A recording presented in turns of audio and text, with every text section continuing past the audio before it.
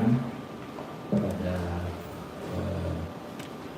Rakernas TNI Polri bulan Februari, di mana Presiden memberi arahan agar dilakukan kajian terhadap Undang-Undang ITE, Undang-Undang Informasi dan Transaksi Elektronik, yang mencakup dua hal. Satu, menguji atau mengkaji substansinya. Yang kedua, membuat kriteria implementasinya.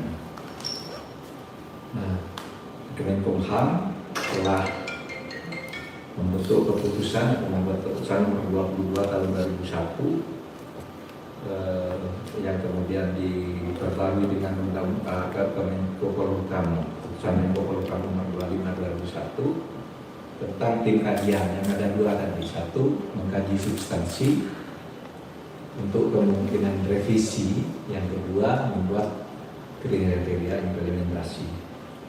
Nah, itu atas arahan Presiden yang kemudian meluas menjadi pemberitaan pada tanggal 15 Februari, dan kami sudah selesai melaksanakannya, melakukan kajian dan membentuk draft pedoman implementasi. Sebenarnya selesainya sudah agak lama, yaitu pada bulan puasa, tetapi kita berhenti di bulan puasa. Sekarang tadi kami baru laporan kepada Presiden dan sudah disetujui untuk dilanjutkan. Pertama, revisi terhadap Undang-Undang ITE akan dilakukan revisi terbatas yang menyangkut substansi. Ada 4 pasal yang akan direvisi, itu pasal 27, pasal 28, pasal 29, dan pasal 36. Ditambah satu pasal 45C, pasal 45C, itu tambahannya. Itu semua untuk satu, menghilangkan multitafsir, menghilangkan pasal karet, dan menghilangkan kriminalisasi yang kata masyarakat itu banyak terjadi. Kata masyarakat sipil itu banyak terjadi, itu diskriminasi, kriminalisasi. Kita perbaiki tanpa mencabut undang-undang itu, karena undang-undang itu masih sangat diperlukan untuk mengatur lalu lintas komunikasi kita lewat dunia digital. Ya. Nah, kajian itu meliputi 55 orang yang berdiskusi secara intensif. Ada Wamen Kumham, lalu Ketua Kompolnas, Ketua Harian Kompolnas, para pelapor, ya, para pelapor terjadinya tindak pidana itu, dan para korban itu diundang semua. Aktivis demokrasi, para praktisi, insan pers kita undang semua untuk berdiskusi. Para akademisi, bahkan anggota DPR dan partai politik ikut. Kementerian dan lembaganya ada 6, Kemenkominfo, Kemenkominfo, Polri, Kejaksaan, Mahkamah Agung, Komnas HAM, Komnas Perempuan, dan tentu Menkumham. Nah, itu yang ikut. Nah, hasilnya itu tadi dilakukan revisi terbatas untuk jangka pendek. Revisi terbatas itu khusus Undang-Undang ITE ini. Apa itu? Mencakup 6 masalah saja sebenarnya yang diatur oleh undang-undang. Satu, mengenai ujaran kebencian, agar tidak tafsirkan macam-macam. Ya, kita beritahu ujaran kebencian itu apa. Misalnya mendistribusikan, sekarang ditambah, nanti tambah, mendistribusikan dengan maksud diketahui umum. Kalau mendistribusikan, ngirim sendiri, saya kepada saudara ngirim secara pribadi, saya ini terkurung di sini, itu tidak bisa dikatakan pencemaran, tidak bisa dikatakan fitnah.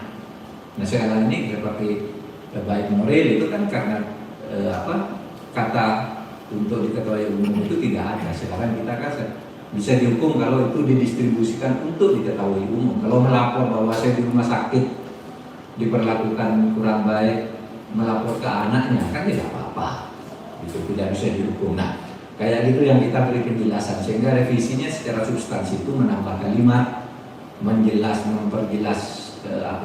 maksud dari istilah-istilah yang ada di dalam undang-undang itu. Kemudian yang kedua tadi ya, ujaran kebencian, 6 hal itu ujaran kebencian. Kemudian kebohongan itu apa? Kapan orang dikatakan bohong? Kemudian perjudian secara online, kesusilaan seperti penawaran seks online itu melalui online. Kemudian fitnah, pencemaran, penghinaan, masih gitu-gitu yang ada di undang. Jadi kita tidak memperluas undang-undang itu, tapi undang-undangnya itu hanya direvisi agar pasal-pasal karetnya itu yang dianggap menimbulkan diskriminasi atau kriminalisasi itu hilang. Nah itu yang satu. Selesai laporan ke Presiden, dan ini nanti akan dimasukkan melalui proses legislasi, akan dikerjakan oleh Kemenkumham untuk apa? Untuk penyelesaian atau untuk sinkronisasi itu, dan dimasukkan ke proses legislasi berikutnya. Adapun yang SKB tadi yang pedoman kriteria implementatif itu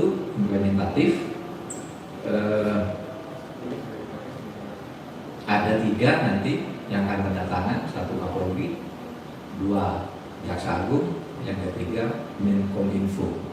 Nah ini sudah bisa diluncurkan karena sudah dibahas berkali-kali melalui ketiga institusi itu dan sudah diulang-ulang, sehingga nanti tinggal diluncurkan dalam waktu yang tidak terlalu lama. Itu sambil menunggu revisi undang-undang itu bisa dijadikan pedoman agar tidak terjadi kesewenang-wenangan kalau itu ada, baik di pusat maupun di daerah. Satu. Yang kedua, terkait dengan perkembangan digital di seluruh dunia sekarang ini, kita itu sekarang akan menyiapkan satu rancangan undang-undang yang mencakup banyak hal yang belum dicakup oleh 6 hal tadi, yang hanya menyangkut ujaran kebencian, bohong, judi, kesusilaan, penghinaan, fitnah. Di luar itu kan masih banyak. Perlindungan data konsumen, perlindungan data pribadi, transaksi elektronik. Ini meskipun namanya undang-undang informasi dan transaksi elektronik, ini kan tidak ada transaksi dalam arti uang. Ini transaksi berita ya di situ. Nah nanti itu akan diatur semua melalui satu undang-undang yang lebih komprehensif. Tapi karena itu komprehensif dan sudah banyak diatur per sektor, itu nanti perlu waktu yang lebih khusus. Nanti kita, menarik sekali tadi ada paparan dari BIN tentang betapa bahayanya dunia digital ini berdasar studi di berbagai negara, berdasar survei, berdasar teman-teman kasus yang dipaparkan oleh BIN. Lalu kita memutuskan untuk membuat semacam omnibus law di bidang elektronik. Di samping yang sudah ada itu nanti akan segera dikaji ulang agar kita mempunyai kekuatan pertahanan di dunia digital. Karena banyak serangan intelijen, perang terhadap pertahanan kita dan sebagainya, masih banyak yang bolong-bolong. Nah ini yang jangka panjang. Yang jangka pendek tadi segera akan melakukan revisi pasal-pasal tertentu terhadap undang-undang ITE. Pasal tertentunya itu ada 4, 27, 28, 29, 36 dan tambahan 1 pasal yaitu 45C. Itu aja. Kalau ada pertanyaan silakan. tanya? Undang-undang ITE. Cukup, silakan. Dian, Kompas. Dian, Kompas. Ya, makasih Pak Menko.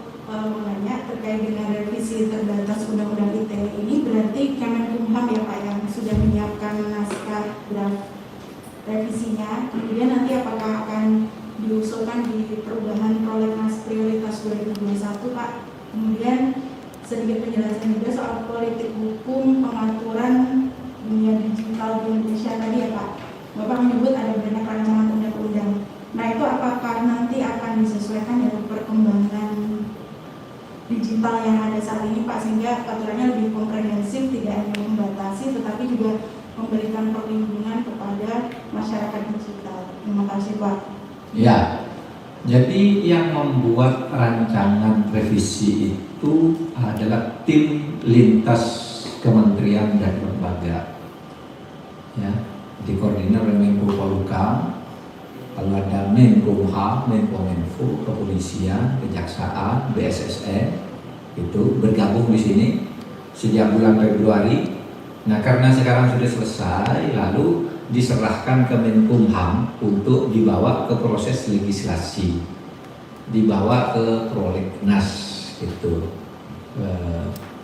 Kita sudah mengundang DPR juga untuk ikut membahas, yang kesimpulannya tidak ada pencabutan undang-undang itu, tapi ada revisi yang sifatnya substansial dengan membuat rumusan-rumusan baru tanpa menghilangkan substansinya. Ya itu tadi contohnya kan, kalau barang siapa mengirimkan mentransmisasikan satu konten tertentu itu diancam pidana sekian. Ditambah dalam surat mentransmisasikan untuk diketahui umum, gitu kan? Apa? Kalau cuma saya ngirim ke saudara, ngirim ke Dian gitu, Dian saya ini loh, saya ini itu, atau saya kirim ke Pak Sugeng, saya begini, itu kan kiriman pribadi, memberitahu informasi saya ini sedang ada di sini, merasa tersinggung, merasa apa gitu, itu nggak bisa, harus untuk diketahui umum bisa. Dan yang lain-lain juga gitu, ada 6 di dalam 6 isu itu. Nah, tentang undang-undang komprehensif itu benar. Jadi kita akan membuat undang-undang perlindungan, keamanan dan perlindungan masyarakat dari perkembangan digital. Seperti saya katakan tadi, BIN menemukan banyak hasil intelligence yang memang banyak hal-hal yang membahayakan negara, membahayakan masyarakat juga.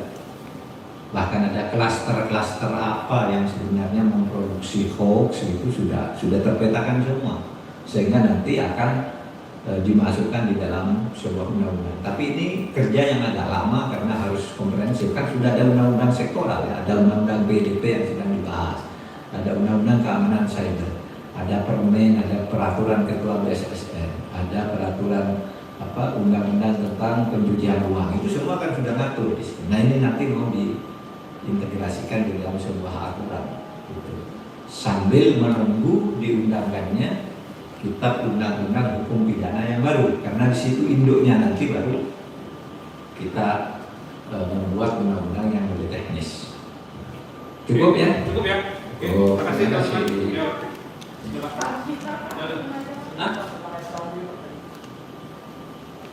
Dari mana? Tribun. Ya, jika dari Tribun mengenai soal SKB itu sendiri, apakah sudah ada jadwal kapan penandatangannya oleh 3 kementerian dan lembaga itu? Kemudian pengawasannya nanti seperti apa Pak dari pedoman implementasi itu sendiri? Tidak begini, kalau jadwalnya direncanakan dalam waktu 2-3 hari ini, dalam minggu ini, ya paling lambat minggu depan gitu. Karena dari semua Polri, Kejaksaan Agung dan Kominfo di bawah koordinator sini Deputi 3 itu sudah sering bertemu dan membahas itu berkali-kali, dan ada bahannya juga sudah dari Polri, namanya surat edaran Kapolri tentang itu. Kita integrasikan, satu dilakukan sudah selesai, tinggal sekarang diluncurkan. Cari waktu, misalnya saya besok nggak bisa, besok lusa nggak bisa, direncanakan di rumah, tapi yang lain belum bisa nanti, tetapi paling lambat minggu depan. prinsipnya Presiden minta agar segera dilanjutkan dan revisi undang-undangnya agar segera disampaikan ke Menkumham untuk dibawa ke proses legislasi. Gitu. Oke, cukup ya. Cukup, Terima ya? kasih.